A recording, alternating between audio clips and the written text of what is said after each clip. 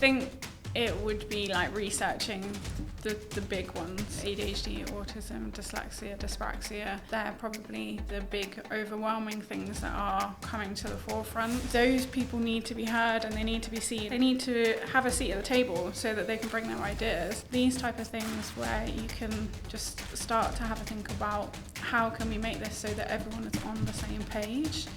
That's super important. As a recruiter, you have to be very conscious of your bias and why you are thinking the way you think.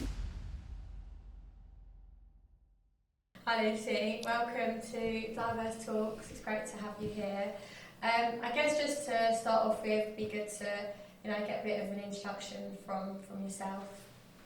Yeah, so I currently work in tech. I would kind of class myself as a multi-skilled, multifunctional person. So my role is an engineering manager, but I have had lots of different roles throughout my career. I've worked in warehouse, finance, I did a media degree. So yeah, I've got lots of kind of different skills and things that I can bring to the party. And yeah, I'm a mum of 2 as well. So that's kind of me in a nutshell. Yeah, thank you. And obviously we're talking about neurodiversity today, so I guess to tie that in with your journey, tell us a bit about your neurodiverse journey. Yeah, so I was always the quirky kid when I was younger, and it seemed like I didn't struggle at school from an external perspective. But I was very aware when I was at school that I was dyslexic. A lot of my family are dyslexic, but they never wanted to go through a diagnosis because I was managing, and it's the kind of swan analogy of really kind of struggling and pedaling underneath, but looking like you're doing okay on the top. But I was very conscious that I always felt a little bit different. I was never in like one friends group. I was kind of transitioning across few and being the kind of go-between between all of them.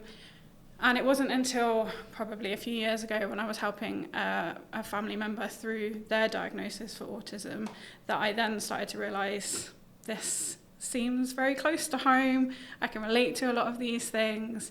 I started talking about it with my mum and she's like, that's normal. And I'm like, I'm not quite sure it is. Like, I think there might be something more going on here.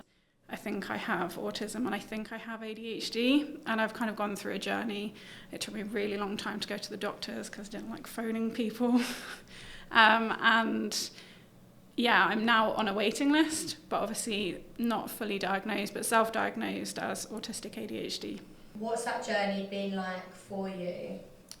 I think prior to having the diagnosis, like I said, I kind of classed myself as quirky and a little bit out there. But actually, realistically, it felt really lonely and it felt really isolating. And it was a real struggle because it looked like I was doing fine from an external perspective, but I would get home, I would melt, I would either have to have a bath and be stuck there for a few hours, or my mum always used to say I'm a different person when I got home to what the school portrayed me as. But it was really, really tiring and really frustrating, but now starting to understand that this isn't just me not being able to cope. This isn't a deficit. This isn't a problem.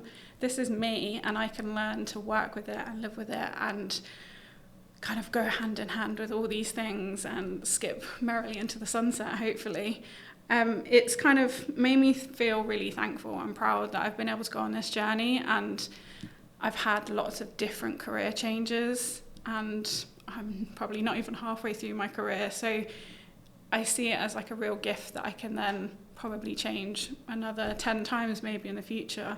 And each time taking these skills with me and taking this knowledge and experience with me. And it's kind of just been a real eye-opener, and I've found my people and I found my tribe, which has been really eye-opening and really kind of relieving, because you then realise it's not just you that's having this, it's not just you that's going through this. Yeah, I spoke to a lot of people that have been through later life diagnosis, and I think it's just that feeling of, oh, it makes sense now. Yeah. For a lot of people, and I'm sure something that's you felt as well. And I know you've been talking a lot more about neurodiversity recently, and it's something that you are really passionate about. So why is it so important? because people don't want to just survive.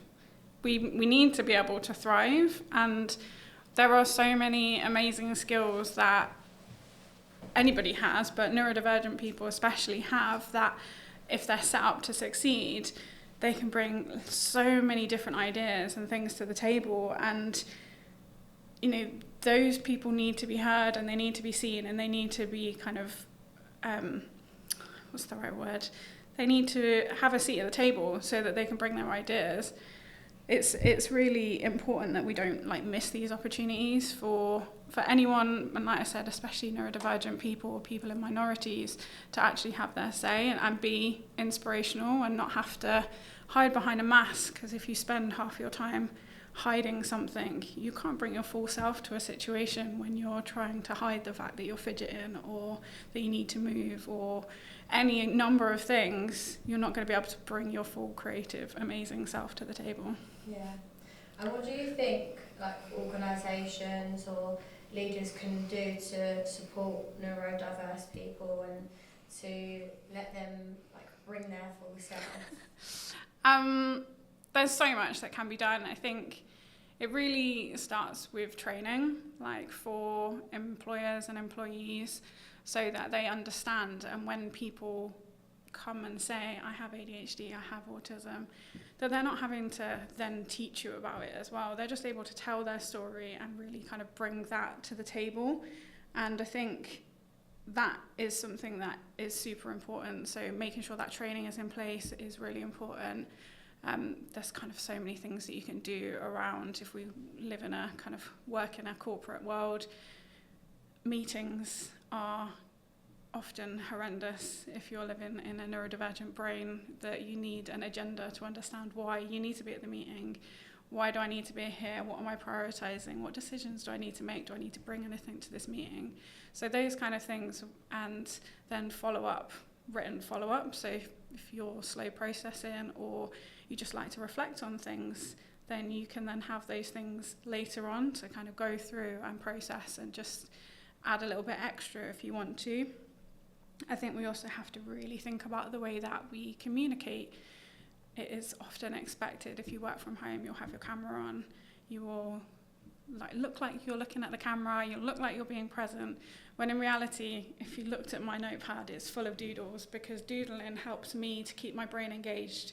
It's not me ignoring you, it's how I keep myself stimulated to be in a situation. So being really conscious of why we do what we do, and that it isn't we're not doing it because we're trying to be difficult, or we're not doing it because we're not in the present moment. The reason that someone might be doing something like doodling, like not making eye contact, is for a valid reason, and the reason that neurotypical people think that that isn't acceptable is because of our societal things that have been pushed down for years and years and years.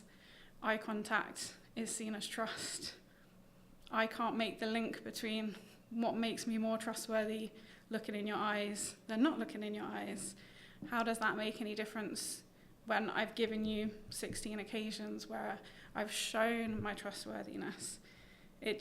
We have to really think about why we've put in place what we think is right and really question it, and those things kind of go throughout society. It's not just in the world of work, and there's so many more things that we can then think about.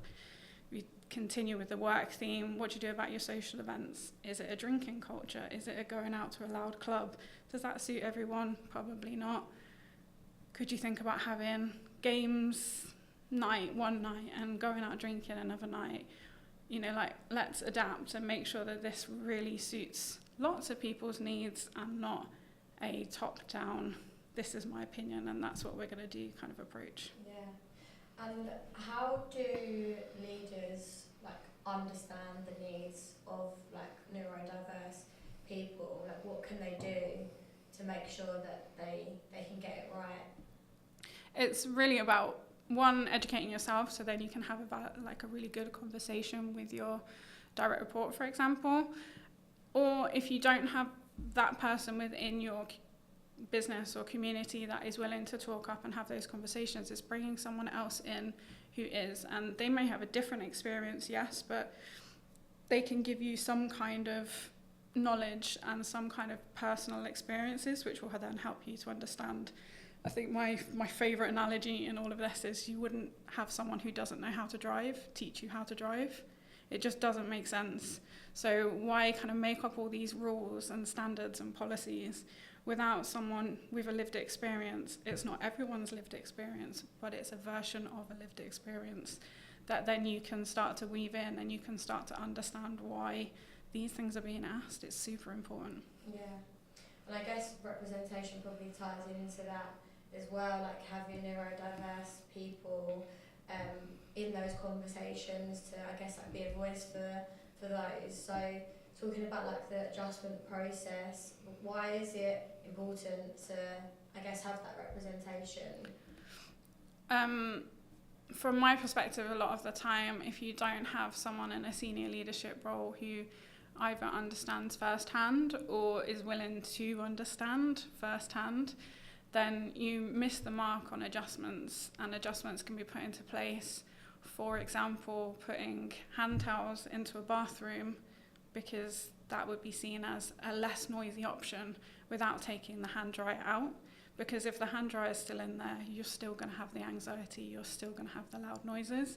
So they've potentially gone half the way, but not the full way, to making it actually work for the person who has the problem in the first place. It's not a problem, but it can be seen as. So it's a really hard thing, and it's often hard because, one, either senior leaders don't want to come out as being neurodivergent or having a disability or having a difference, or they aren't there in the first place. But I've spoken to so many people recently who are top of their game, top of their company, and they're starting to realise, actually, the way I've got to where I am is because I can juggle so many plates, and maybe I am ADHD, maybe I do have ADHD. Maybe that is how I've been able to do all of these things and set up these companies and do things at such speed. And that's a really interesting conversation to then start having, and then it will start trickling down. But it's a really hard thing to sell to senior leaders, and some of these things are seen as expensive. They're seen as a really costly thing, but actually things like having different coloured paper if you're dyslexic in your stationery cupboard is not really that expensive and can be so beneficial. There's so many things in technology, read aloud, dictation, which all come free in so many of our packages now, that we just need to point people in the right direction of. And they've made such a difference to my life and how I work. So it doesn't have to be costly, and when it is costly, there are actually things in place that you can get additional money as a company to support people. So there are ways and means. It's just having the right conversations at the right time. Yeah, definitely. And you mentioned leaders maybe not wanting to speak up about being neurodiverse, and I know you're quite vocal about the fact that for quite a long time it wasn't something that you probably would speak about, and probably more recently you've kind of started to find your voice. So how did you find your voice? What's that journey been like for you? I really struggled after having my kids, and I don't know if my brain changed or what, but it just, everything became so much harder in ways of working and things like that. Trying to juggle those two things in my brain, and it then felt like the ADHD and autism or whatever it might be got worse in effect. And that was when I started to realise I was really having to fight to get my voice heard. I was really having to fight to say, this is what I need put in place. And when I started to understand the language, that becomes easier when you start to say, these are the things I have, this is what I need, and be really specific with what you need, just not vague things, but really specific. That started to open the doors, but you have to fight, and I am a fighter by nature. I'm a lover as well, but I will, if I feel unjust or I feel like other people have injustice, I will fight for it. And that's then led me to think, well, how many people are struggling and not being able to say what they need and not being able to talk about why they need, or not even understanding. And there's so many times where I read things on LinkedIn and I'm like, I do that. I hadn't put two and two together as to why I go to that place or why I do that thing, and now I understand it more. And then I'll share that and I'll credit people, and it's kind of bringing people along with the journey. In true ADHD style, I've lost the thought and the question in the first place. Quite perfect. I mean, I think you answered it. And I guess since you've been like fighting and using your voice more, have you seen a lot change, like for the better? There's definitely less stigma, I would say, and people are taking back ADHD and autism as something that isn't a deficiency. It's not something to hide away from. There's so much more conversation around it, and there's so many online content creators who are like flipping the page and, you know, suggesting that these people that are neurotypical, why are you doing this way? And that's a really interesting way of coming about it. And I think as we start to take away that stigma, as we start to understand why and understand people's thought processes, that's when things start to change. And there's a lot of questions about labels and do we need the labels and all of that. And I think we have to get past the point of everyone has all of these labels, and then it starts to normalise, and we can start to get rid of the labels when the processes, when the laws, when all these big things change. That's when these things can kind of start to fade away, and we have true equality, hopefully. Yeah. And how are you like going around raising awareness for neurodiversity? So I do a lot of talks internally where I work, and I also do a lot of posts on LinkedIn, which I think is how we found each other. And that's kind of where I'm starting. I'm starting to do more conferences and talking at conferences and podcasts, and just wherever I can. It is what I feel my passion and my mission right now. I'm not going to say that won't change, but right now it's my passion, and it's a case of me standing up, and I think it's starting to be seen. It's starting to move the needle a little bit, I think. Yeah, definitely. I think using like the LinkedIn and the social network now is so powerful for stuff like raising awareness, and you know, the events and networking, people are talking about it, things are starting to change, which is really good to see.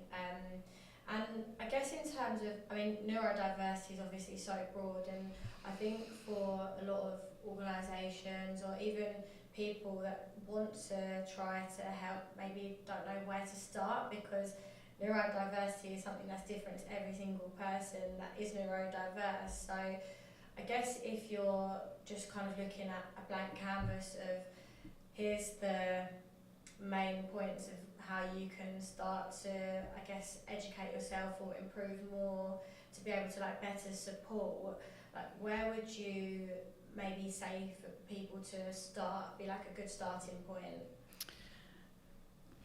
I think it would be like researching the big ones. So like I said, ADHD, autism, dyslexia, dyspraxia, they're probably the big overwhelming things that are coming to the forefront. So definitely look online, look at reputable sources, because there is a lot of misinformation out there as well.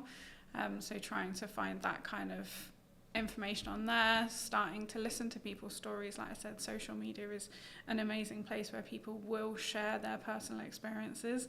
It is a trait of ADHD is that we overshare, and that is a really positive thing in this light, because you can go and you can delve into someone's story, and within 6 or 7 1-minute videos you can really start to understand where they're coming from.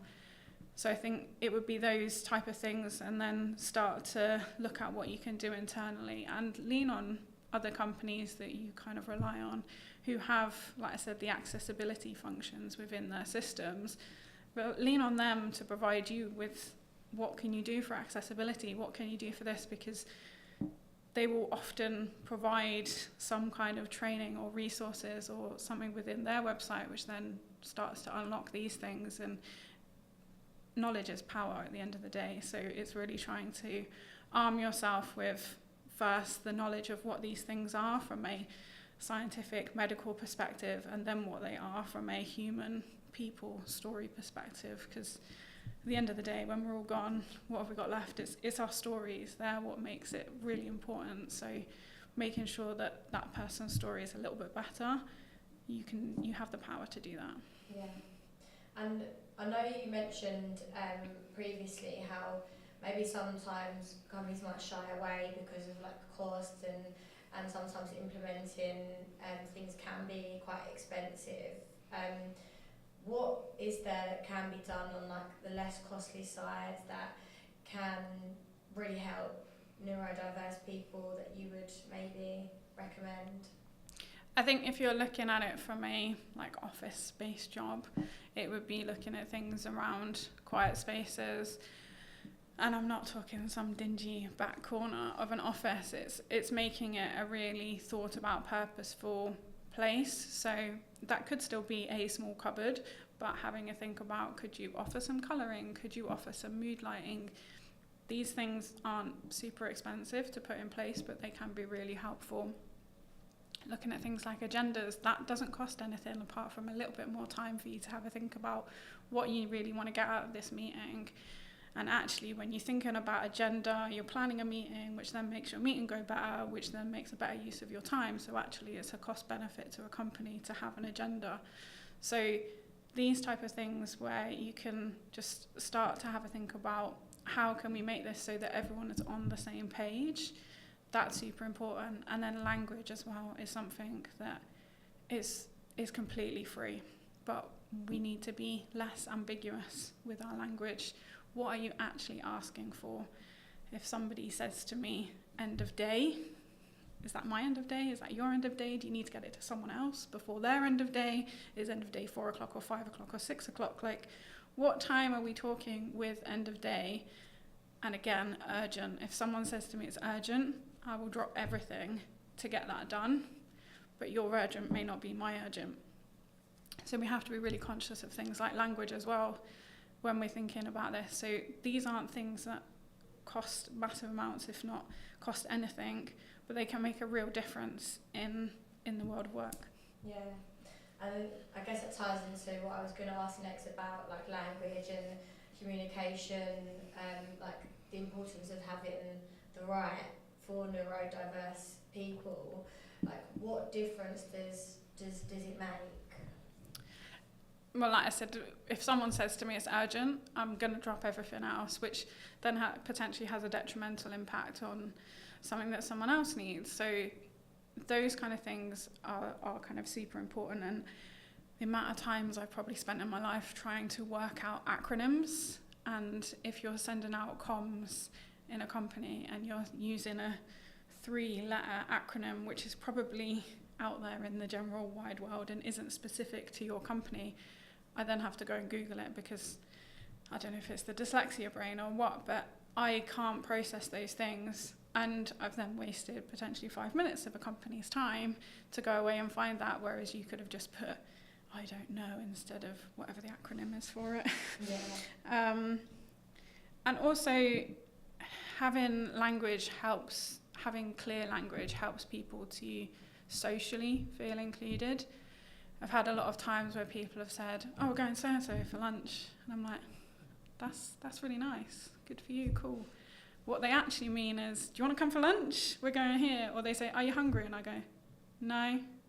But again, what they're saying is, are you hungry? We're going to go for lunch. We're going to do this. Do you want to come to the canteen? Or whatever it might be. But it's like half a conversation is missing, because it's just expected that you'll know what I mean or what the other person means, So those kind of things I've felt so many times being isolated, or I felt isolated in work because everyone else is going out for lunch and I just sit in the office feeling awkward.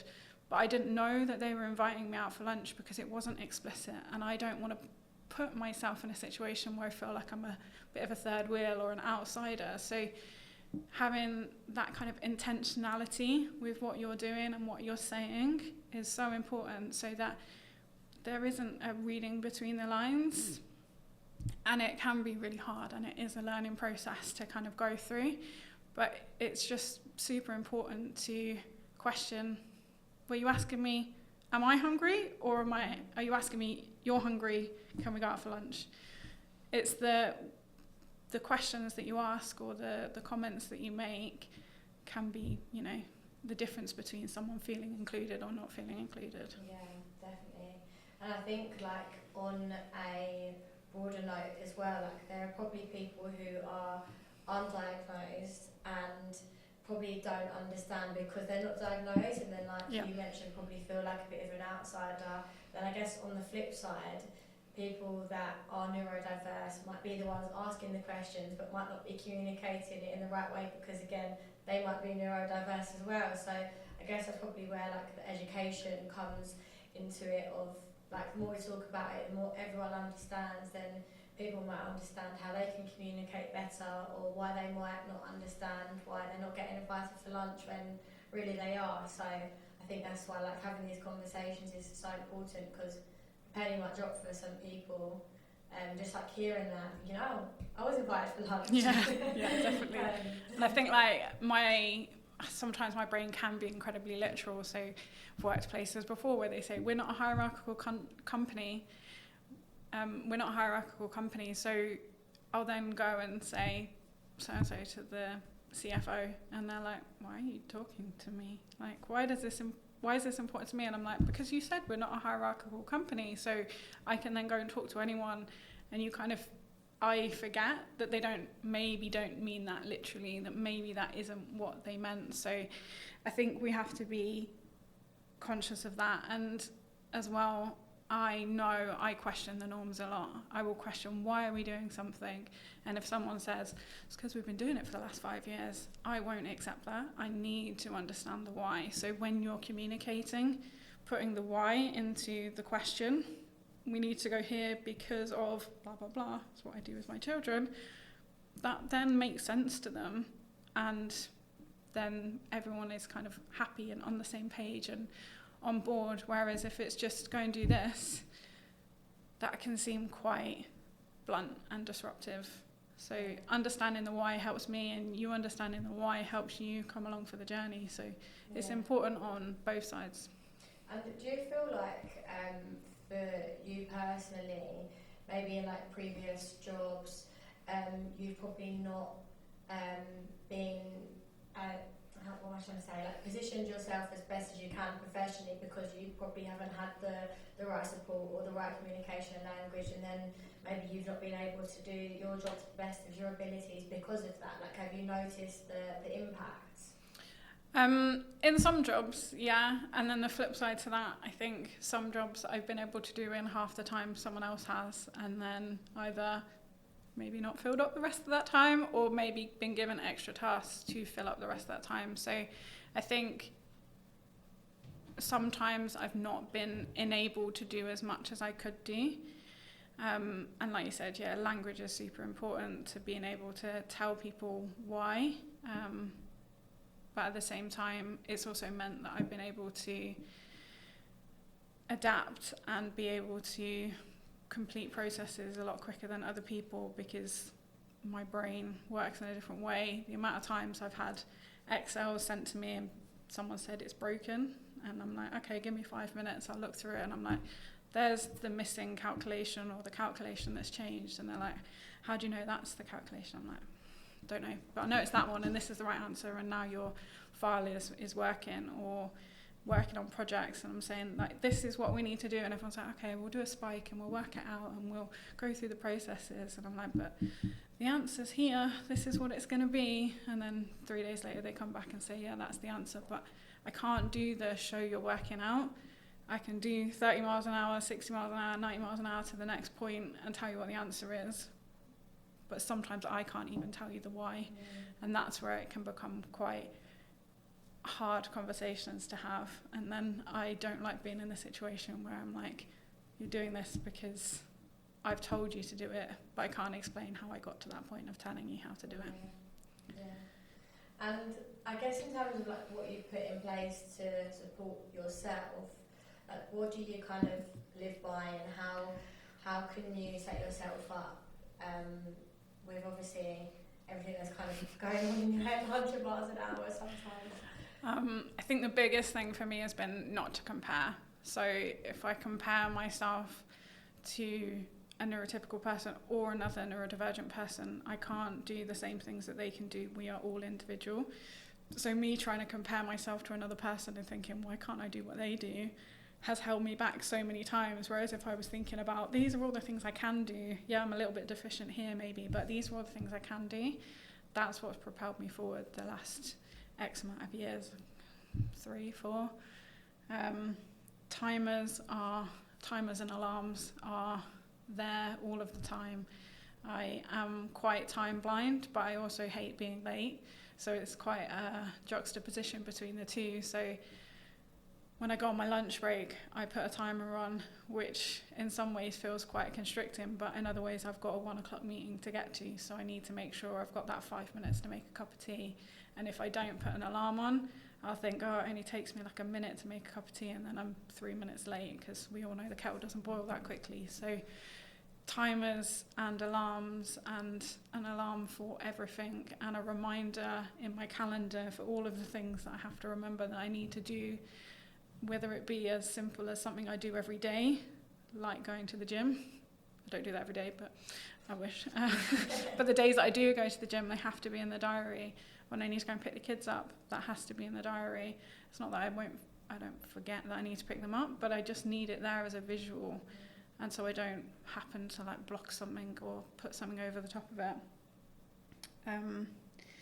So that, and I think time blocking. So when I need to remember to do something, I'll block the time out so that I can do it. And I've found over the years I've used so many different versions of to-do lists that I then panicked or got stressed that one week I was doing it on sticky notes, and then the next week I was doing it on a document on my computer, and then a week after I was doing it another way. And I used to get so in my head about the fact that I was flipping from one to another to another to another. And actually I've just come to terms with the fact that that's how my brain works, and that's okay. And here's your 3 ways of doing things, and if you happen to move between them, just make sure you double check that you haven't missed something off an older version of it. There's so many, I think, things that I put into place that I just forget as well, that I'm doing this because I can't work the way that other people work. And then when someone asks me, I'm like, it's just life. This is just what I have to do to survive. And how do I put it in place? I don't know. How do I survive? I don't know. But I'm getting there, and I'm, trying to put it all into place. And it's also been really hard to start to unpick it all, because like you said, late diagnosis, you don't know when you're younger, you put these things into place when you're smaller, you don't know why you put them into place. I was very conscious when I was younger. I copied my friends in the way that they talked. I would go to, when I got older, moved cities, went to university, and I copied their accent, and I didn't realise why I was doing it. I thought it was because I was from Milton Keynes and we never had any accent and we were trying to form it, but actually I think it is a trait of my neurodivergence. So trying to unpick it all and find out the survival mechanisms that I've put in place to explain to other people is a really hard thing to do. So I can only really tell you the things that I've put in place for like the last year or 2 when I've been consciously doing it. Yeah, I think for each person it's just kind of like finding what works for you, and it's always going to be a journey. Like you're never going to know. You're never going to just wake up one day and everything's going to make sense. It's, I think, trial and error a lot of the time, and just figuring it out. And I know within your organisation at the minute you're kind of heading out like an internal resource group. What do you kind of do within that? How does it help you? How does it help others? So we do a lot of things around celebrating events within the calendar and things like that, and we're kind of a community that support each other.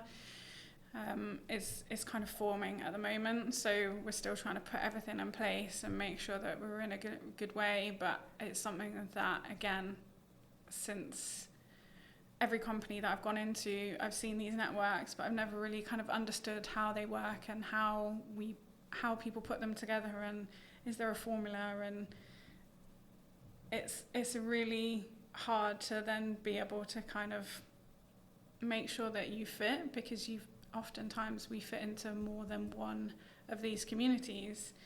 You know, like I said, I'm a mum, I'm a woman in tech, neurodiverse. There's a lot of other different communities that I fit into. So the neurodivergent and disability networks, they're the ones that I put my time into because they're the ones that I'm super passionate about at the moment. But there are so many other ones. So it's, you know, how do you spread yourself without spreading yourself too thin as well? Yeah. And something on another note I wanted to ask about was like interviewing, because I know with a lot of people it can be quite tough, especially if you are neurodiverse. There's a lot that goes into an interview process. There's a lot of others are looking for that you might not know, like you mentioned before, the eye contacts. I've had feedback before from clients that have said, you know, wasn't very comfortable because of the fact that they wasn't looking, and it's like, well, probably because they are neurodiverse. So I guess in terms of your previous experience, like what's helped you, what works, what doesn't, is always good to have some context. Yeah, I think as a recruiter, you have to be very conscious of your bias and why you are thinking the way you think. So that example of someone not looking or not being fully eye contact on you, or where's that come from? Who's told me that that is the right way to think? They're things that you really have to ask yourself. And the other thing is, like, when you're considering whether you want to hire someone and people say, well, they're a good fit for the company or they're a good fit for the team, what does that mean? Are you looking for someone who is exactly like the people that you already have in your team? And if you are, then your diversity may not be where you want it to be.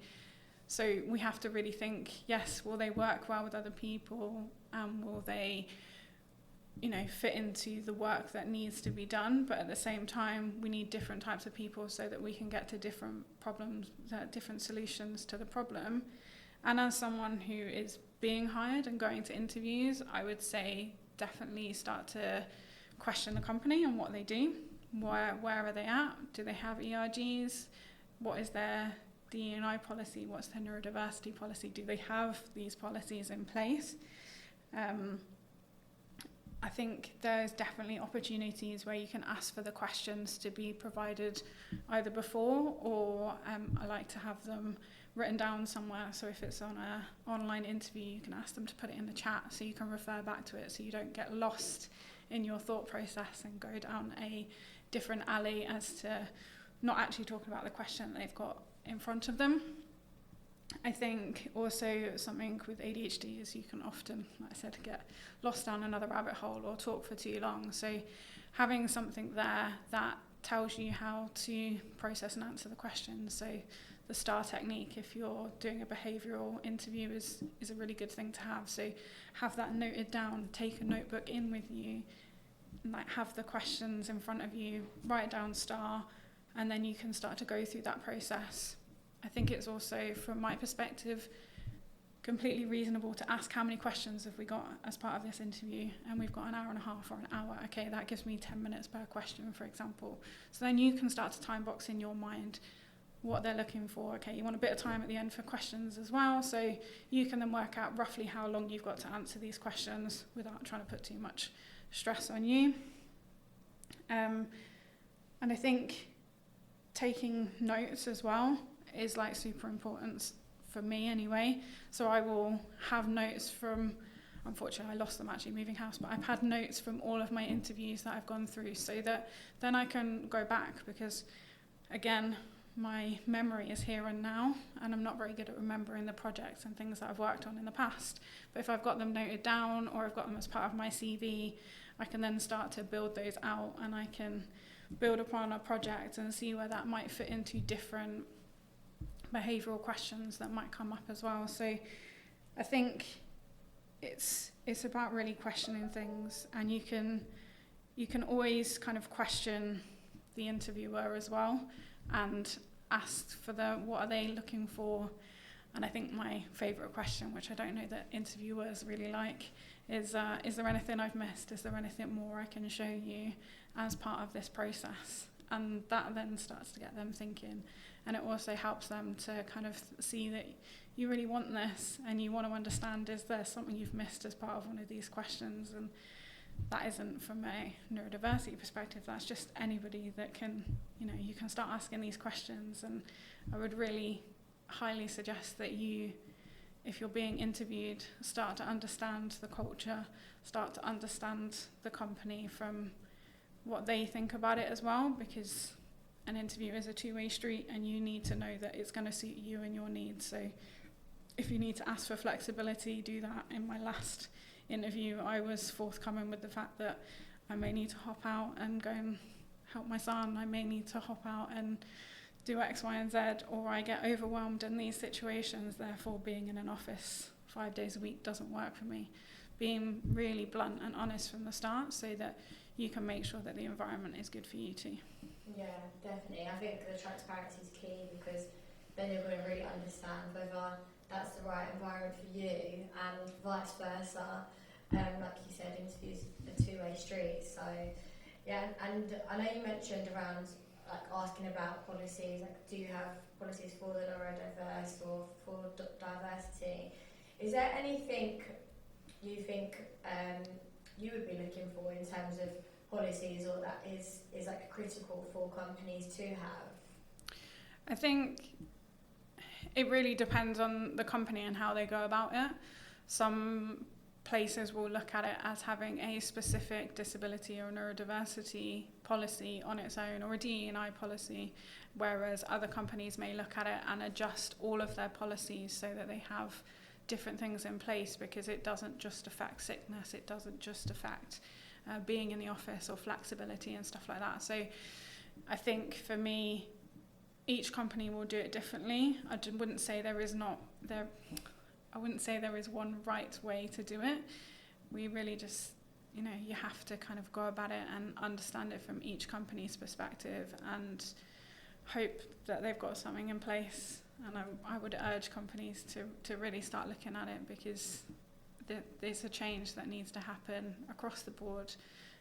There are so many things with disabilities as well which just aren't considered as part of policies that really need to be in, and will help shape and get the people that you want, or get diverse people into a business, because if it's not there in the first place, people won't want to come. If you don't have a ramp at your front door, the likelihood is that someone in a wheelchair won't come and work for you. So it's a similar thing with neurodiversity, and it has to follow through. It can't just be during the interview process. It then has to be their first day. What do they need? Do you need to provide them with how to get to the office? Do you need to provide them with a map of the office? How to use the hot taps? Because every company has a different hot tap that works in a different way, and I can't fathom it.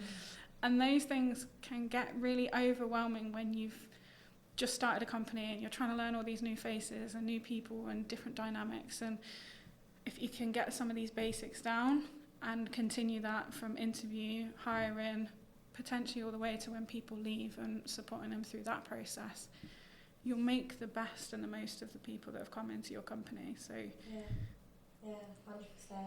I think it's so important just to go back to asking the people what they need as well.